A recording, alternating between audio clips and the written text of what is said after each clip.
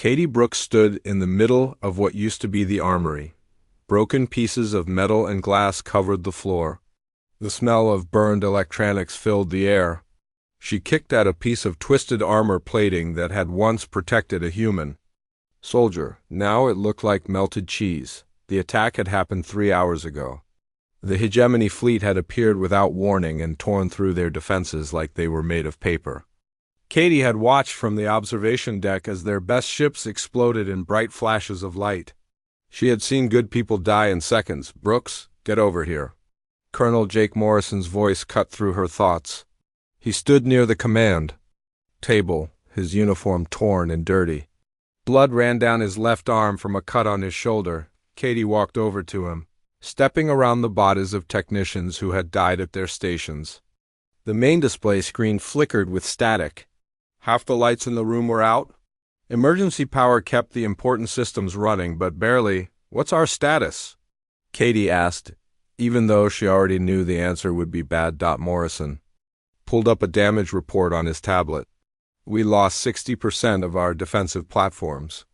The main shield generator is completely destroyed. Our weapons array is down to 30% power. And we have over 200 casualties." Katie felt sick. 200 people. Friends and colleagues she had worked with for 3 years. All gone because humanity's technology was not good enough to fight the hegemony. "What about the other outposts?"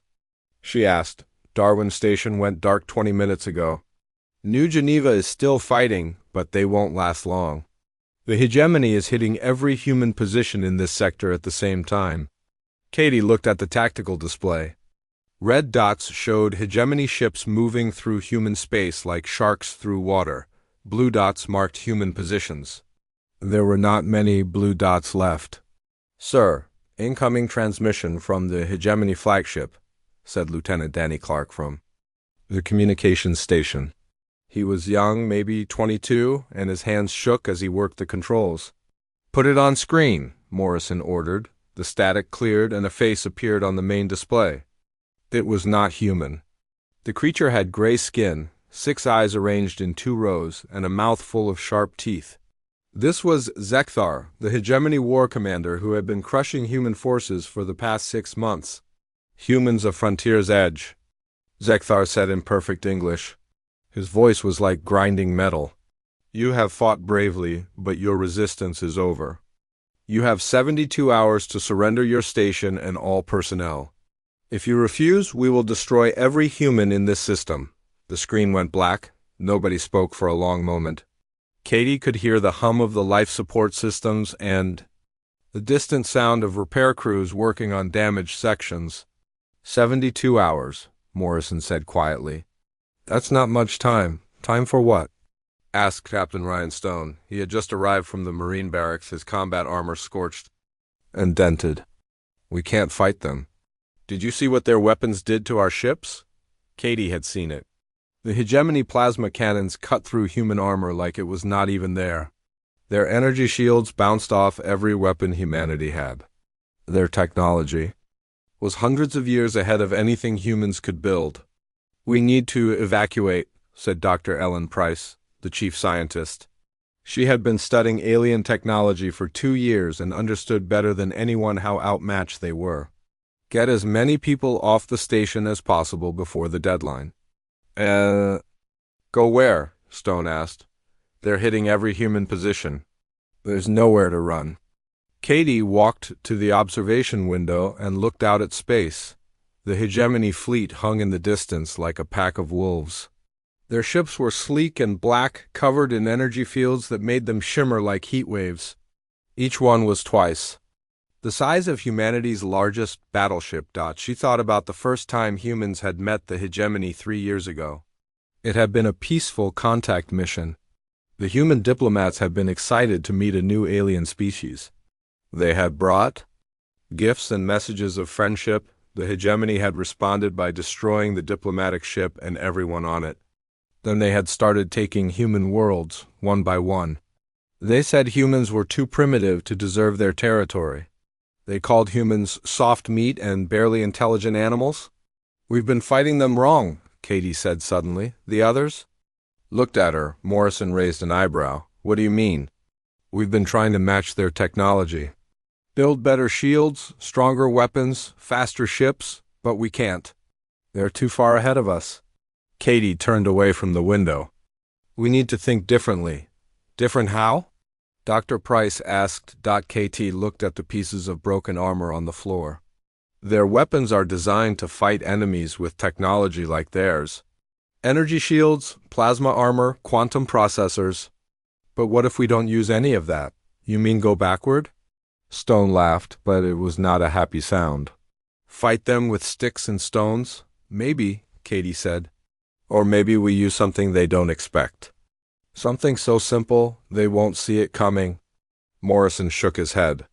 Katie, I know you're a good engineer, but we don't have time for experiments. We need to focus on getting people to safety. There is no safety, Katie said. They're faster than us, stronger than us, and they have more ships. Even if we run, they'll catch us. The only way we survive is if we find a way to fight back.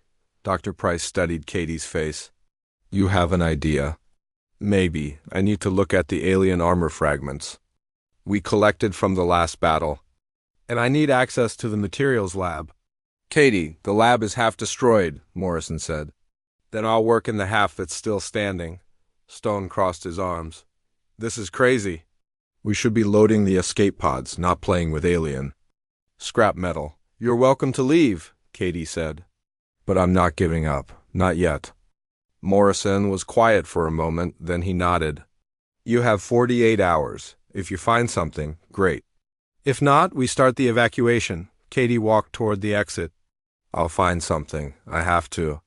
She left the command center and made her way through the damaged corridors. Emergency lights cast red shadows on the walls. The air recycling system made grinding noises. This station had been her home for 3 years, but now it felt like a tomb. In the materials lab, she found what she was looking for. Pieces of hegemony armor that had been blasted off their soldiers during the battle. The fragments were small, but they were enough to work with. Katie put on safety gloves and picked up one of the pieces. It was lighter than she expected. The surface was smooth and dark, almost like black glass. She had studied this material before, but she had never found a weakness. She placed the fragment under the electron microscope and began her analysis. The molecular structure appeared on the screen, showing the complex lattice of atoms that made the armor so strong. There has to be something, she whispered to herself.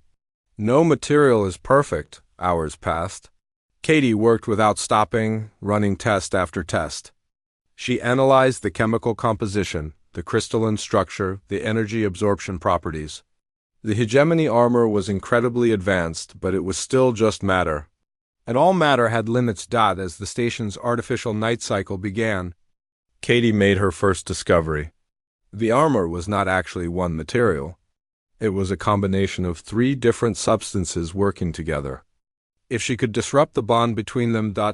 Katie sat back in her chair and smiled for the first time in days. Maybe there was hope after all. Outside the lab windows, the hegemony fleet waited in the darkness. They thought they had already won. But Katie Brooks was just getting started. Katie had been working for 18 hours straight. Her eyes burned from staring at the computer screen, but she could not stop.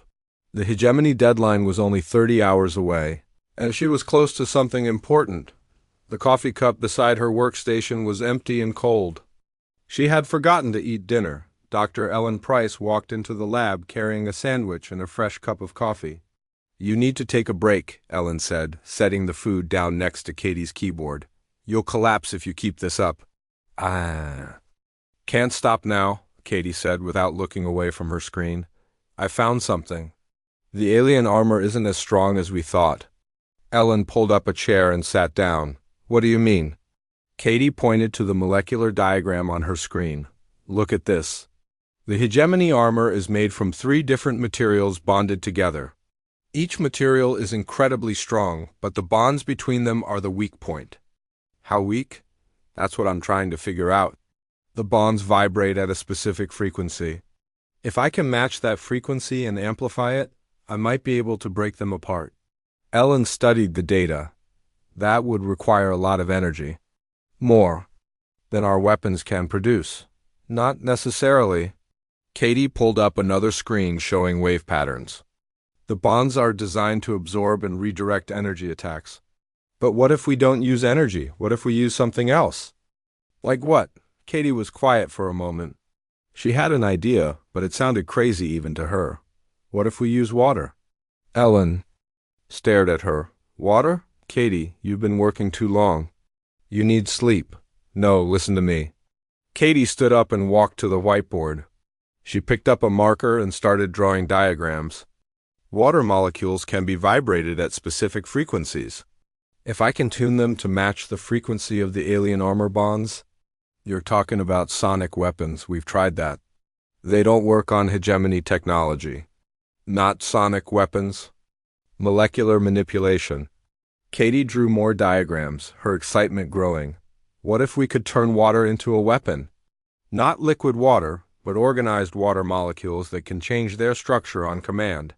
Ellen shook her head. That's impossible. Water is water. You can freeze it or boil it, but you can't turn it into armor. Are you sure? Katie walked to her computer and pulled up files on molecular engineering. We've been thinking about this wrong. We've been trying to build materials that are stronger than the hegemony armor. But what if we build materials that are smarter? Smarter? Adaptive. Responsive. Materials that can change their properties based on what they're facing. Katie's fingers flew across the keyboard. Water is the most common substance on Earth. It's everywhere. It's cheap, and it has properties we've never fully explored. Ellen looked at the data Katie was showing her. These are theoretical papers. Nobody has ever actually done this. Because nobody has ever been desperate enough to try. Katie pulled up more files. Look at this research from the University of Mars. They were experimenting with structured water before the war started. They made water molecules that could hold their shape without a container. That's just a laboratory trick. You can't make armor out of it. Why not? Katie turned to face Ellen. The hegemony armor works by absorbing energy and redirecting it. What if we made armor that works the same way, but using completely different principles? Ellen was quiet for a long moment. She looked at the equations on the screen, then at Katie's diagrams on the whiteboard. Even if this could work, we don't have the equipment to test it. And we definitely don't have time to build it. We have. The fabrication units in Lab C, they're damaged, but they still work. And we have Dr. Lucas Grant in the xenobiology department. He's been studying how alien organisms process water. Maybe he can help us understand how to manipulate it. Katie, this is insane. You're talking about creating a completely new type of material in less than 30 hours. Do we have a choice? Katie asked. In 30 hours, the hegemony is going to destroy this station and everyone on it. We can sit here and wait to die, or we can try something that might work. Ellen sighed. What do you need? Access to lab? C, a team of technicians, and someone who can run interference with Colonel Morrison. He's going to think I've lost my mind. You might have lost your mind, Ellen said. But you're also the best engineer on this station. If anyone can pull off a miracle, it's you. 20 minutes later, Katie stood in Lab C with Dr. Lucas Grant. And 3 technicians. The lab was a mess from the battle, but the main fabrication unit was still working. Lucas was a thin man with gray hair and tired eyes. He had been studying alien biology for 2 years and looked like he had not slept in weeks. Ellen explained your idea, Lucas said. It's interesting, but I don't think it will work. Why not? Water is too simple. It's just hydrogen and oxygen. You can't make it into something complex enough to stop plasma weapons. Katie walked to the fabrication unit and started entering commands. What if we don't change the water itself? What if we change how it's organized? I don't follow. Look at ice. It's the same molecules as liquid water, but arranged differently. It's harder, stronger, more stable. What if we could create other arrangements? Structures that don't exist? In nature, Lucas thought about this. You're talking about creating new crystal structures. That would require precise control of temperature, pressure, and molecular alignment. The fabrication unit can do that. It's designed to create materials. At the molecular level, one of the technicians, a young woman named Amy, looked up from her workstation. I'm getting readings on the alien armor fragment. The molecular bonds are vibrating at 2.7 terahertz. Katie entered the frequency into the fabrication unit. If we can create water structures that resonate at that frequency, the bonds would break apart, Lucas finished. But that only works if you can get the water molecules to maintain their structure outside of the lab. That's the challenge, Katie agreed. We need to create water that stays organized even when it's not in a container.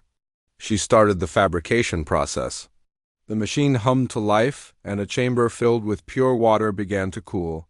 Electromagnetic fields pulsed through the water, pushing the molecules into new arrangements.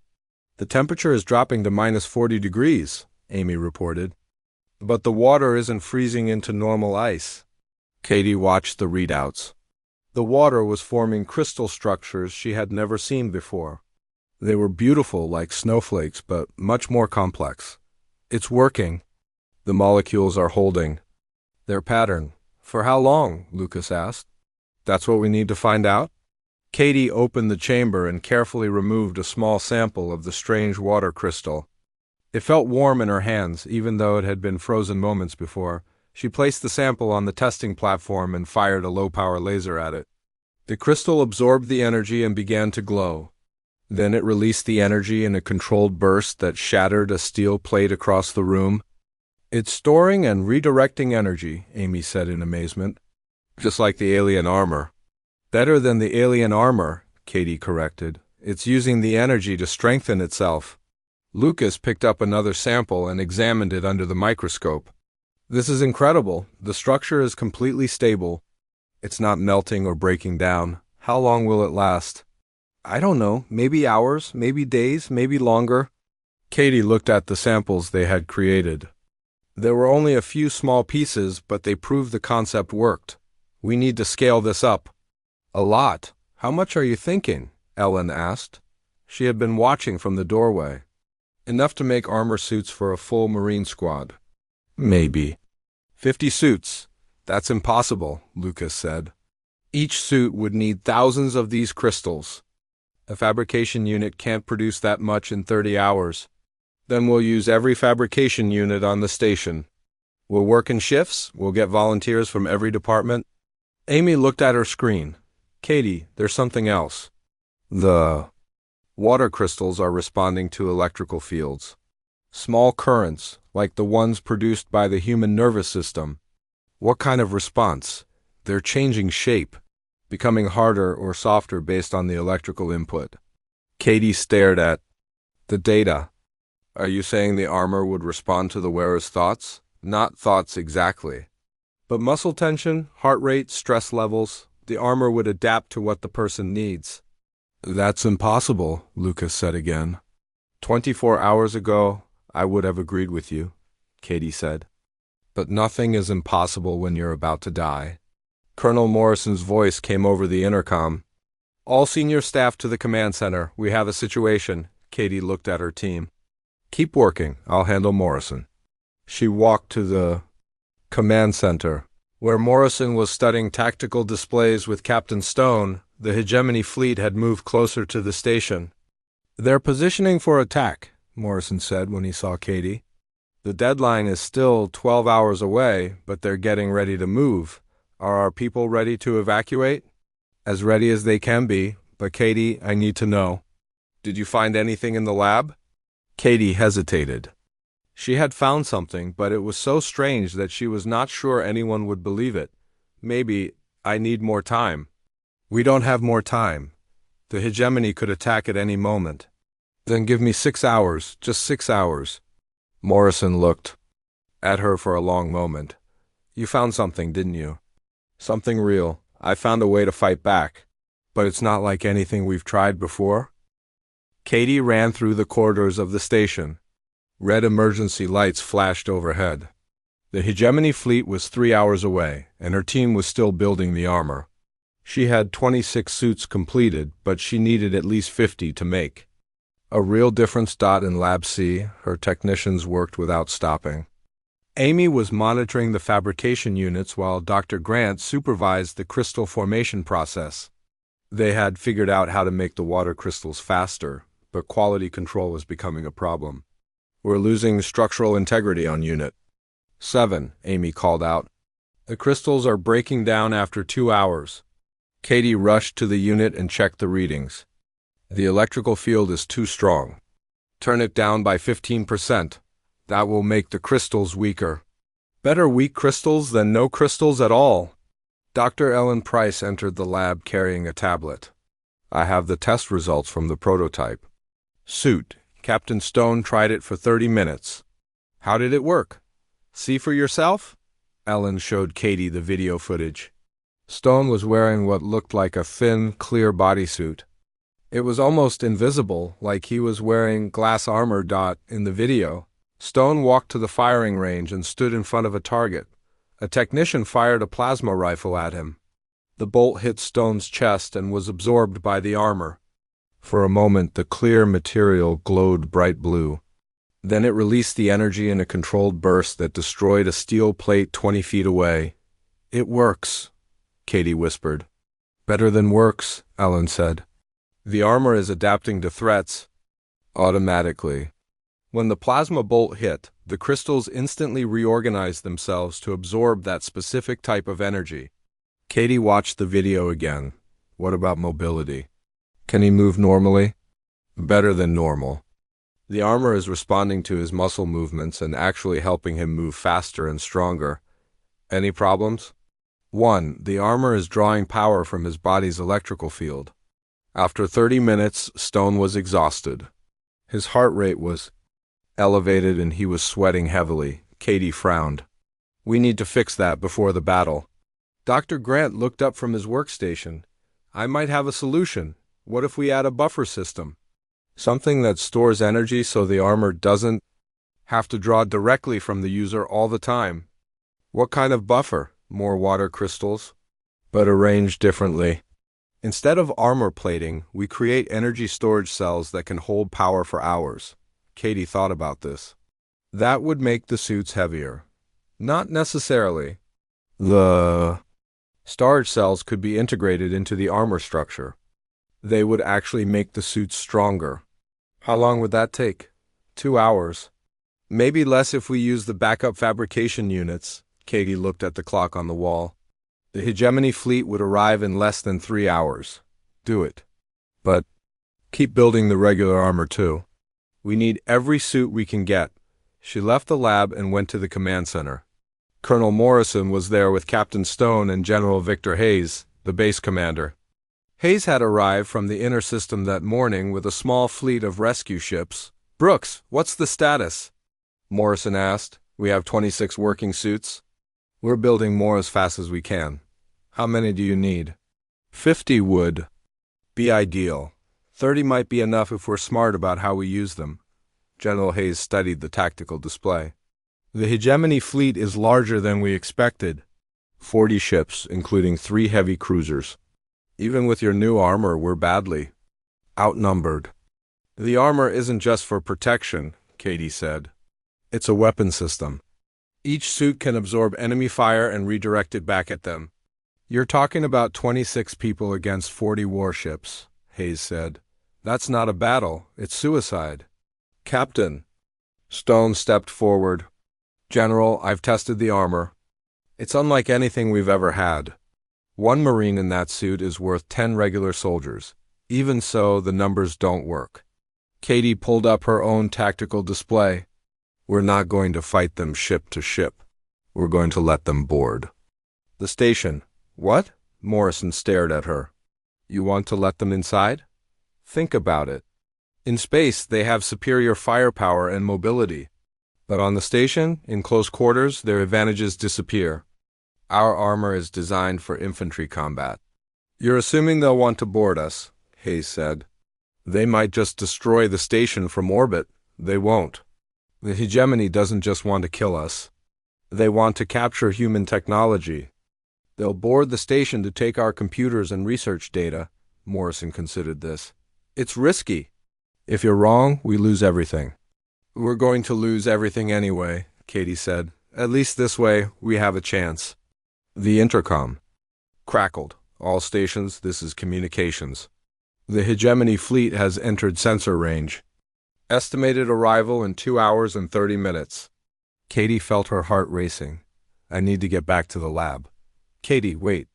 Morrison caught her arm. I need to ask you something.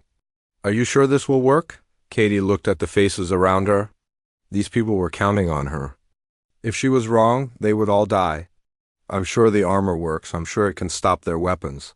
But I don't know if it's enough to win. That's honest, Hayes said. I appreciate that. General, I need your permission to use the main fabrication. It's the only way we can build enough suits in time. You have it. Take whatever you need. Katie ran back to the lab. Her team was already moving equipment to the main fabrication bay. It was a huge room filled with industrial machinery designed to build starship components. It could produce armor much faster than the smaller lab units. Status report, Katie called out as she entered the bay. We have 32 suits completed. Amy reported, the new buffer system is working. Power drain is down by 60%. Quality control? All suits are testing at full specifications. The crystals are stable and responsive. Katie walked to the display table where the completed suits were laid out. They looked like they were made of clear plastic or thin glass. You could see right through them. They seemed fragile, almost like they would break if you touched them. Too hard. They don't look like much, said Private Danny Clark. He was one of the Marines who had volunteered to test the armor. That's the point, Katie said. The Hegemony will see these suits and think they're useless. They won't expect what the armor can really do. What exactly can it do? Danny asked. Katie picked up one of the suits and handed it to him. Put it on and find out. Danny held the suit up to the light. It was so clear he could read the writing on the wall through it. How do I put this on? Just step into it.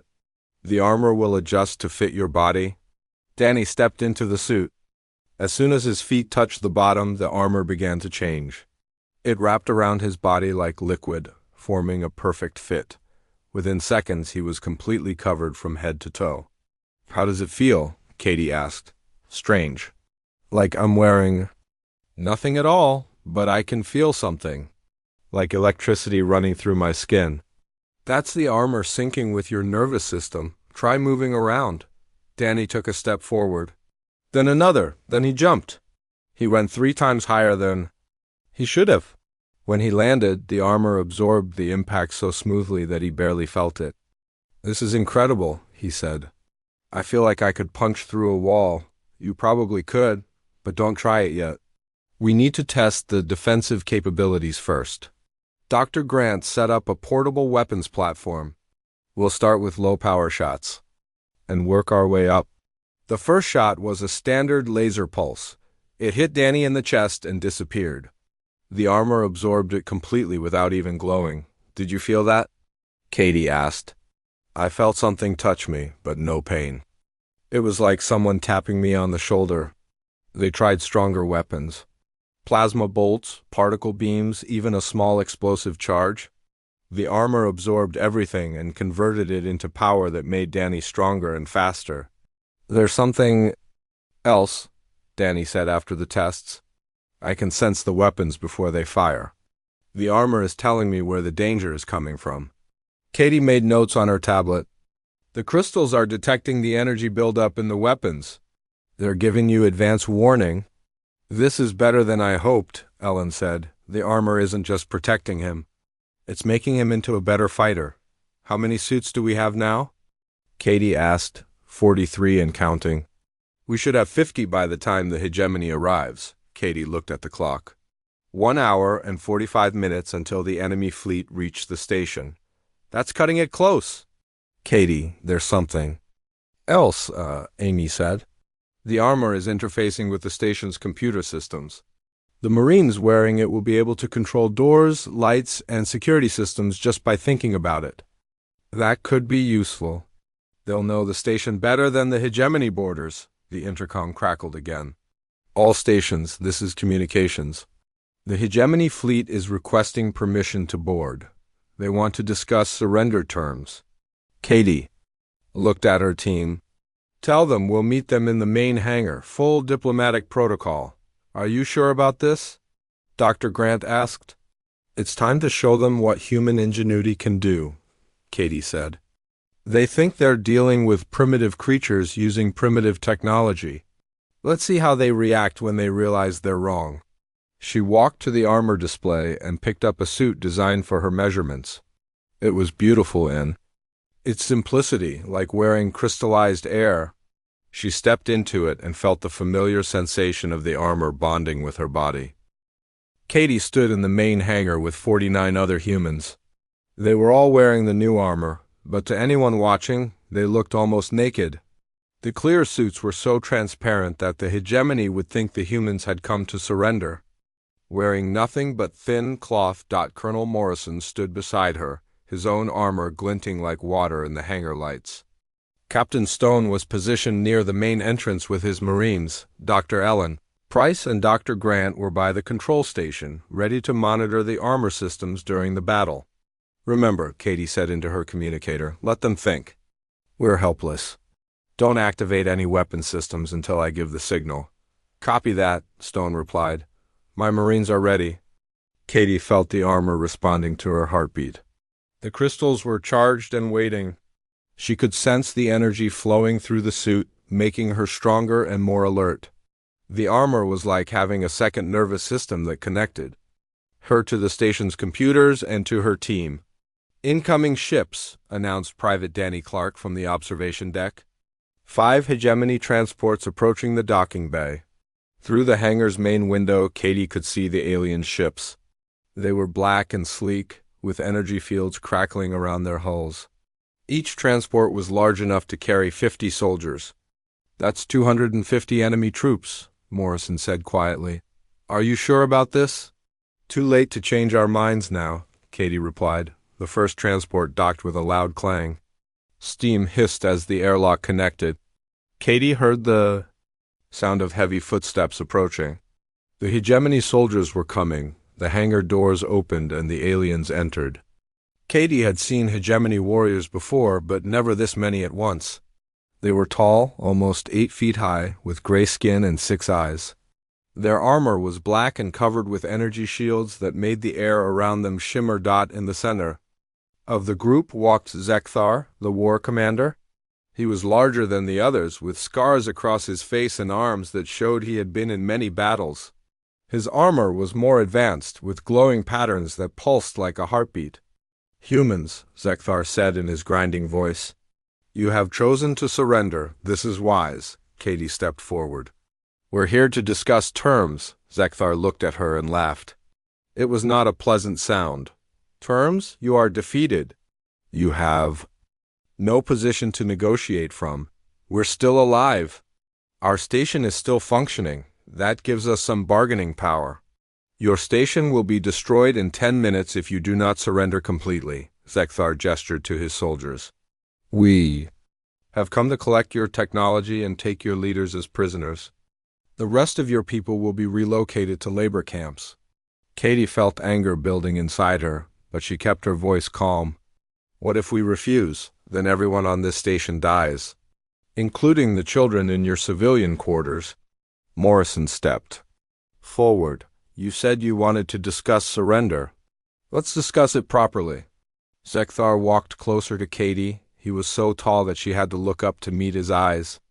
I am curious about something, human. What is that pathetic covering you are wearing? Katie looked down at her armor. Through Zekthar's eyes, it must have looked like thin plastic wrap. It's protective gear. Protective? Zekthar reached out with one clawed finger and poked at Katie's chest. The armor rippled like water where he touched it. This is your protection? This fragile membrane? It's the best we have. Zekthar turned to his soldiers and said something in his own language. The aliens made harsh sounds that might have been laughter. One of them stepped forward and examined Captain Stone's armor. Commander, their armor appears to be made of some sort of liquid, the soldier said in English. It is completely useless against our weapons. Of course it is, Zekthar said. Humans are primitives. They know nothing about real technology. He turned back to Katie. I will give you one final chance. Surrender now, and I will make your deaths quick. Continue this pretense of resistance, and I will make you suffer. Katie felt the armor responding to her emotions. The crystals were charging with energy, ready to be released. Around the hangar, she could sense her team getting ready. The armor systems were synchronized, waiting for her command. You know what? Katie said, looking up at Zekthar. I think there's something you should understand about human technology. And what is that? We don't build things the way you do. We don't try to make everything bigger and stronger and more obvious. Katie smiled. Sometimes the most powerful weapons look like nothing at all. Zekthar snarled, showing his sharp teeth. Your armor is a joke. Katie's smile got wider. Then you won't like what it's made of. She sent the activation signal through the armor network. Every suit in the hangar suddenly blazed with light as the water crystals went from transparent to brilliant white. The hegemony soldiers stepped back in surprise. What is this trickery? Zekthar demanded. Not trickery, Katie said. Science. Zekthar pulled out his plasma weapon and fired at Katie's chest. The bolt hit her armor and disappeared. For a moment, Katie glowed like a star. Then she released the absorbed energy in a focused beam that punched through Zekthar's energy shield and sent him flying across the hangar. Open fire! One of the hegemony soldiers shouted. The battle began. Plasma bolts filled the air as the aliens attacked with everything they had. But instead of cutting down the humans, their weapons were absorbed by the strange armor. Each shot made the humans stronger and brighter. Captain Stone leaped impossibly high and landed behind a group of soldiers. His armor had absorbed so much energy that he could punch through their shields with his bare hands. Private Clark moved like lightning, dodging plasma bolts and redirecting them back at the aliens. Impossible! Zekthar roared as he got to his feet. Their armor should not work. That's because you don't understand it, Katie said. She had absorbed dozens of energy blasts and was now glowing so brightly it hurt to look at her. You've been fighting enemies who use the same technology you do. Energy shields, plasma weapons, quantum processors. But we're not like your other enemies. She fired another energy beam at Zekthar. This one knocked him down again and cracked his armor. You see, we learned something important when we studied your technology, Katie continued. It's very good at fighting advanced weapons, but it's not designed to handle simple ones. Around the hangar, the battle was turning in humanity's favor. The hegemony soldiers were powerful, but their weapons were useless against the water crystal armor. Meanwhile, every shot they fired made the humans stronger. Dr. Grant had been right about the armor's adaptive properties. Katie could feel it learning from each attack, becoming better at absorbing and redirecting energy. Her suit was now storing enough power to level a building. This cannot be, Zekthar said. He was on his knees, his armor smoking from multiple hits. You are primitives. You have no advanced technology. You're right, Katie said. We don't have advanced technology. We have something better. What? Creativity. Katie walked over to Zekthar and looked down at him. You've been building the same kinds of weapons and armor for thousands of years. You've gotten very good at it, but you've stopped innovating. You've stopped thinking of new possibilities. She gestured to her team. The humans were moving through. The remaining hegemony soldiers like ghosts. Their armor made them faster, stronger, and nearly indestructible. But more importantly, it made them unpredictable. We took the most common substance on our planet and turned it into something you never expected, Katie said. Water, simple H2O, but organized in ways that don't exist in nature. Zekthar tried to stand, but his damaged armor was too heavy. This changes nothing. We have 40 ships in orbit. They will destroy this station. Actually, they won't. Katie pointed to the hangar's main display screen. It showed the space around the station, where the hegemony fleet was engaged in battle with General Hayes' rescue ships. Your ships are busy right now, Katie said, and they're about to get a very unpleasant surprise. On the screen, the first wave of human fighters approached the hegemony fleet. The pilots were wearing modified versions of the water crystal armor, and their ships were equipped with energy absorption systems. Based on Katie's designs, the hegemony ships fired their massive PLASMA cannons. The human ships absorbed the energy and used it to power their own weapons. Within minutes, the tide of the space battle began to turn. How? Sekthar whispered. We shared the technology, Katie said, while you were coming here to gloat over your victory. We were transmitting the armor specifications to every human ship in the system. Your own weapons are now powering our defense. The last hegemony soldier in the hangar fell to Captain Stone's team. The aliens had been completely defeated by weapons they could not understand and armor they had dismissed as primitive. KD knelt down beside Sekthar. You made one crucial mistake. You assume that because we're different from you, we must be inferior. You never considered that different might mean better. Sekthar looked at her with his 6 eyes. For the first time since she had known him, he looked afraid. What do you want? I want you to go back to your people and tell them something, Katie said. Tell them that humans are not primitives. Tell them that we don't fight the way they expect. And tell them that if they leave us alone, we'll leave them alone. Katie stood on the observation deck of Frontier's Edge, watching the last hegemony ship disappear into the darkness of space. The battle was over, but she knew the war was far from finished. The armor she wore had grown dim now that the fighting was done, but she could still feel its power humming quietly against her skin. 2 hours had passed since Sekthar and his forces had retreated.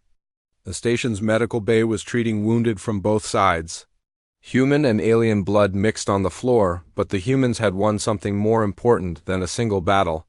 They had won respect.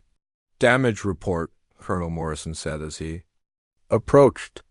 His armor was cracked in several places, but he was alive and walking. 12 injured, none dead, Katie replied. The armor protected everyone better than I hoped. What about the aliens? 43 casualties, but they'll all survive. Dr. Grant is making sure they get proper medical treatment. Morrison looked surprised. You're helping them? After everything they've done? We're not like them, Katie said. We don't kill prisoners or torture the wounded. That's what makes us different. Through the window, she could see General Hayes' fleet regrouping near the station. The human ships looked different now. Emergency crews had been installing the new armor technology on every vessel they could reach. It would take weeks to complete the upgrades, but already the balance of power was shifting. Captain Stone entered the observation deck, followed by Private Clark and several other Marines. They had removed their helmets but still wore the transparent armor suits. Brooks, we've got incoming communications from 17 different human colonies, Stone said. They all want the armor specifications. Send them everything, Katie. Saad, manufacturing instructions, technical data, training protocols, share it all. Are you sure? This technology could be worth billions of credits. Katie turned away from the window. This isn't about money, it's about survival. Every human colony needs to be able to defend itself. Dr. Ellen Price walked into the room carrying a tablet full of data. I've been analyzing the battle recordings. The armor performed even better than our simulations predicted. How much better? Energy absorption efficiency was 97%. The crystals adapted to new weapon frequencies in less than 2 seconds. And the psychological impact on the enemy was significant. Psychological impact? The hegemony soldiers couldn't understand how their weapons were being neutralized. It broke their confidence. Many of them stopped fighting effectively once they realized their technology was useless. Katie nodded. Fear can be as powerful as any weapon.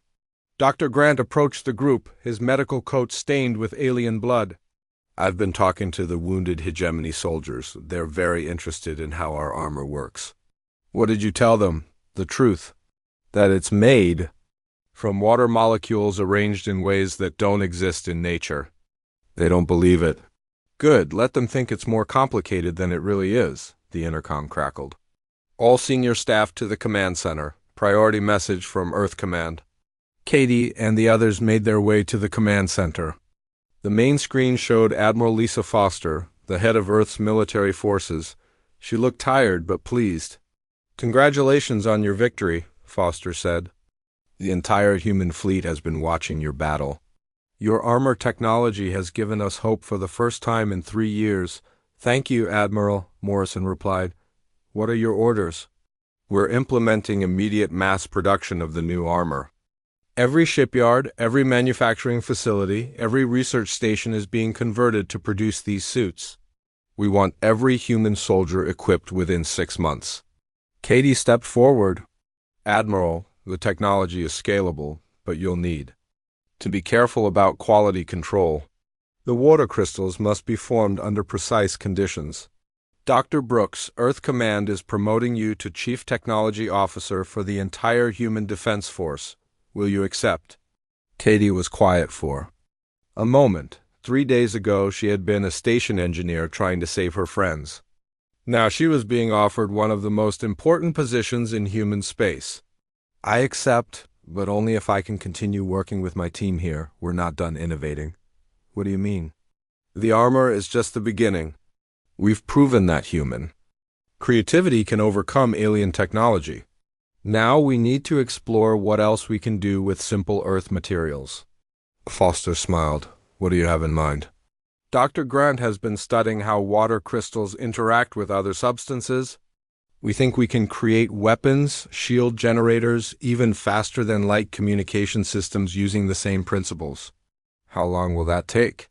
"Give us 6 months and we'll have prototypes ready for testing." "You have whatever resources you need. The survival of humanity may depend on your work." The transmission ended. Katie looked around at her team. They had done something impossible, but she knew their real work was just beginning. "So what now?" Stone asked. "Now we get back to the lab," Katie said. "The hegemony will be studying our armor technology. They'll try to find weaknesses and develop countermeasures. We need to stay ahead of them." Over the next several hours, reports came in from across human space. The news of the victory at Frontier's Edge was spreading fast. Human colonies that had been preparing to surrender were now organizing their defenses. Recruitment centers were flooded with volunteers wanting to join the military, but the most important news came from the intelligence networks. Hegemony forces throughout the galaxy were pulling back from human territory. They were regrouping, reassessing the threat that humanity now represented. "They're scared," Ellen said as she read the reports. "For the first time since the war began, they're acting defensively instead of offensively." "That won't last," Katie warned. "They'll adapt. They'll find new ways to fight us." "Then we'll adapt too," Morrison said. "That's what humans do best." 3 days later, Katie was back in her workshop, but now it was 10 times larger and filled with the best equipment that human technology could provide. Scientists and engineers from across the galaxy had come to work with her team. The first production run of armor suits was already being distributed to frontline units. Early battle reports showed that human forces were not just surviving encounters with the hegemony, but winning them. "The psychological impact is spreading through their entire military," Dr. Grant reported. "Hegemony commanders are avoiding direct confrontation with human forces. They're calling us the water demons in their communications." Katie smiled. "Water demons. I like that." "There's something else," Grant continued. "We've detected changes in hegemony technology. They're trying to develop new weapons that can penetrate our armor. Any success? Not yet. But they're working on it." Katie turned to her computer and pulled up the latest research data. Her team had been busy since the battle. They had created water crystal matrices that could repair themselves, store vast amounts of information, and even think independently.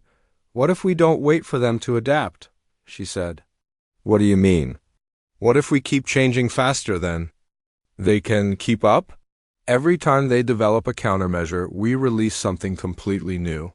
Ellen looked at the research files. "That would require constant innovation. New materials, new techniques, new applications." "Then that's what we'll do. We'll turn the entire human scientific community into a permanent research and development program." Private Clark, who had been promoted to sergeant after the battle, entered the workshop. Brooks, we've got visitors. A delegation from the hegemony wants to meet with you. Here, on the station, they're requesting a neutral meeting. They want to discuss a ceasefire. Katie was surprised. A ceasefire? They were demanding our surrender 3 days ago. Apparently, your armor has made them reconsider their position. Katie looked out the window at the stars. Somewhere out there, the hegemony leadership was meeting an emergency session, trying to figure out how to deal with a human species that had suddenly become dangerous and unpredictable. Tell them I'll meet with them, she said. But not here. Let's meet on neutral ground. And tell them I'll be wearing my armor. Why? Because I want them to remember what they're dealing with. I want them to look at this simple, transparent material and know that it represents something they can't control or predict.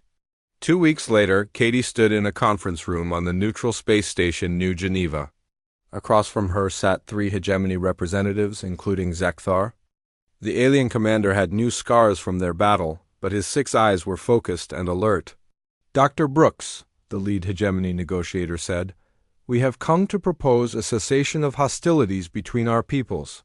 What terms? Katie asked. Return to pre-war boundaries. Both sides maintain their current territories. No further expansion by either species. Katie considered this, and in exchange, you agree to limit the distribution of your new technologies. Keep them within human space only. That's not going to happen, Katie said firmly. We'll share our innovations with anyone who wants them. That includes other species that you've been bullying. Zekthar spoke for the first time. You do not understand the consequences of what you are proposing. There are forces in this galaxy that are far more dangerous than we are. Then maybe it's time someone stood up to them too. The negotiation continued for hours. In the end, they agreed to a temporary ceasefire while both sides evaluated their positions.